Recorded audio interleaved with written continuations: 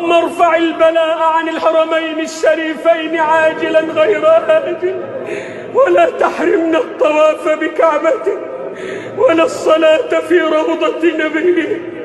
اللهم لا تحرمنا الطواف بكعبتك ولا الصلاة في روضة.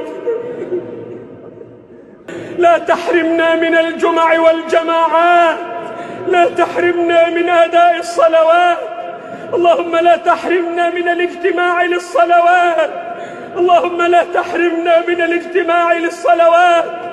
اللهم إن نبيك علمنا أن نفزع عند الشدائد إلى الصلاة لك، فنعوذ بك أن نحرم من الصلاة لك، ونعوذ بك أن نحرم من الاجتماع في بيوتك.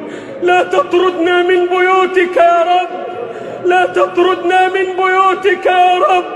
اللهم إنا أنخنا مطايانا ببابك ووقفنا متضرعين في رحابك، فلا تطردنا عن جنابك.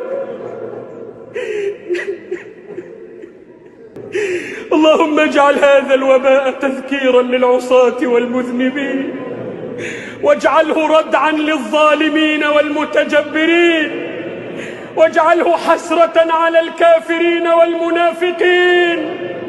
اللهم وأنج المستضعفين، وفك أسر المأسورين، وارحم ضعفنا يا أرحم الراحمين.